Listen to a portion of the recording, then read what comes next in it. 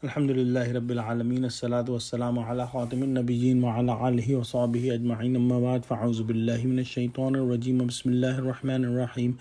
Qala Allah ta'ala fi Surah Al-Maeda, أحل لكم صيد البحر وطعامه متاعا لكم وللسيارة وحرم عليكم صيد البر ما دمتم حرما واتقوا الله الذي إليه تحشرون. Translation: made halal and lawful for you is to hunt from off sea or rivers, to eat fish and seafood as provision for you and for travelers, but to hunt on land is forbidden while you are in ihram, pilgrim clothes. Be pious, fearing Allah. Unto Him you all will be gathered. In the previous ayah, Allah subhanahu wa ta'ala commanded about game animal killing at land while in ihram. And in today's ayah, Allah subhanahu wa ta'ala is mentioning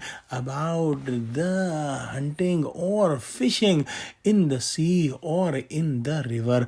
Allah subhanahu wa ta'ala says that the hunting in the sea for the seafood and eating that seafood is permissible. There is no distinction between a mihram, meaning the person who is in the ihram clothing, or ghair mihram, meaning the person who is not in the ihram clothing. So in any case, the seafood hunting or fishing is allowed, and eating that seafood is also allowed. If somebody takes the seafood or fish as his food while boarding a ship, that is permissible. Or if somebody is fishing while on the ship, eating that fish or other seafood is also allowed to eat. And Allah subhanahu wa ta'ala commanded again in this ayah that if you are in the state of ihram, meaning you are in the pilgrim clothes, you cannot do any hunting in the land.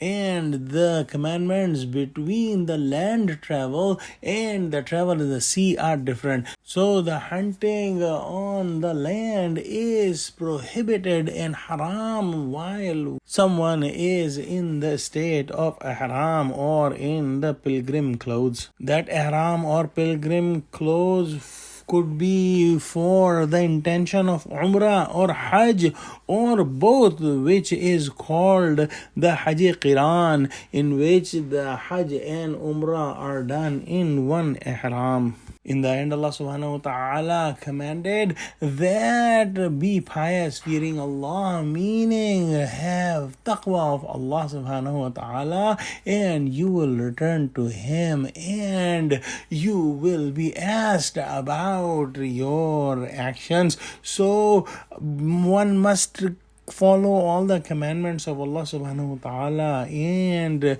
must not object on any commandments given by Allah subhanahu wa ta'ala, as we all have to return to Him and we have to face all the actions that we did in this world. So we must fear of that day and prepare for that day. Oh Allah, give us true understanding of Quran and help us act on all the commandments of Quran. Ameen. Wa akhiru da'wana alhamdulillahi Rabbil Alameen. Assalamu alaikum wa rahmatullahi wa barakatuh.